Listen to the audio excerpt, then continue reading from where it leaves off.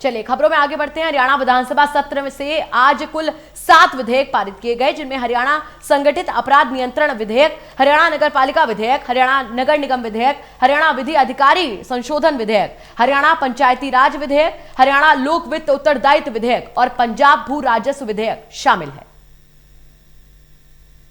लाना हो चेयरमैन के खिलाफ, क्योंकि हमने इसमें इलेक्शन चेयरमैन का और मेयर का ये डायरेक्ट इलेक्शन किया है,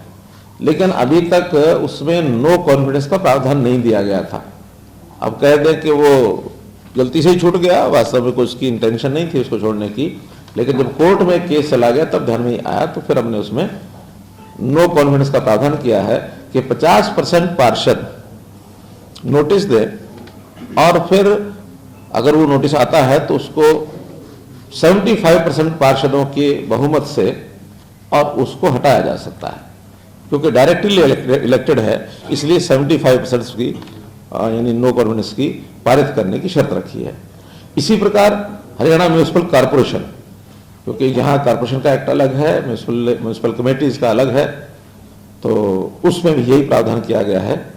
नो कॉन्फिडेंस का 50% पेश करने के लिए, 75% पास करने के लिए। हमारे जो लॉ ऑफिसर्स होते हैं एजी ऑफिस में, उसमें बहुत छोटा अमेंडमेंट किया है कि पहले उनकी अपॉइंटमेंट होती थी, अब अपॉइंटमेंट की बजाय उनको शब्द दिया है एंगेजमेंट, क्योंकि अपॉइंटमेंट में 1 साल की अपॉइंटमेंट अब हम करते हैं तो 1 साल की अपॉइंटमेंट का कोई अर्थ नहीं है, तो एंगेजमेंट है 1 साल की है, अगले साल वही दोबारा भी रखे जा सकते हैं, नए भी लाए जा सकते हैं।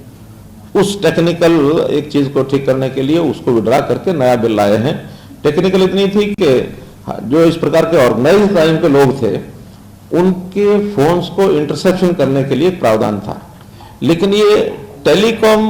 जो एक्ट है भारत सरकार का, उसके अंदर जो प्रावधान है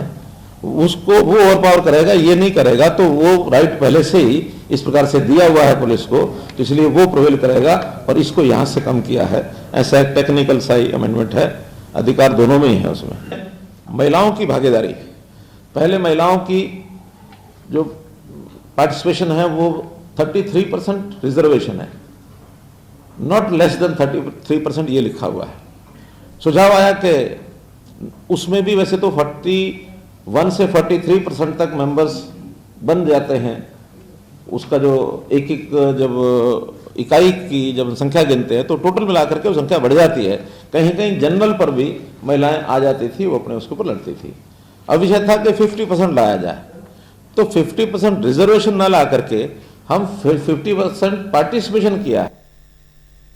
हरियाणा के मुख्यमंत्री मनोहर लाल खट्टर ने राज्य विधानसभा में घोषणा की है कि हरियाणा राज्य औद्योगिक एवं आधारभूत संरचना विकास निगम का औद्योगिक प्लाट अगर किसी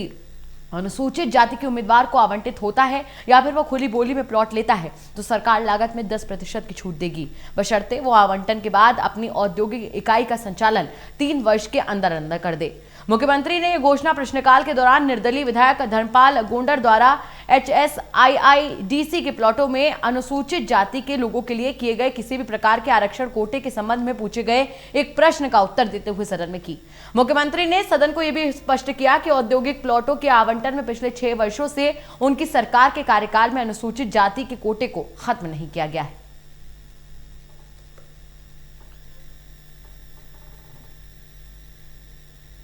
कमजोर वर्ग को उद्योग जगत में उनके भी उद्योग लगाने वाले कुछ आगे बढ़े, तो उसमें एक छोटी रियायत की घोषणा आज मैं कर रहा हूं कि जो प्लॉट्स आवंटन होते हैं या कहीं ऑक्शन पर खरीदे जाते हैं, उसमें कोई भी शेड्यूल कास्ट अगर उसको लेता है और वो 3 साल के अलॉटमेंट के 3 साल के अंदर अपने प्रोजेक्ट को शुरू कर देता है तो उसको 10% की राशि ये छोड़ दी जाएगी, ऐसा मैं अनाउंस करता हूँ।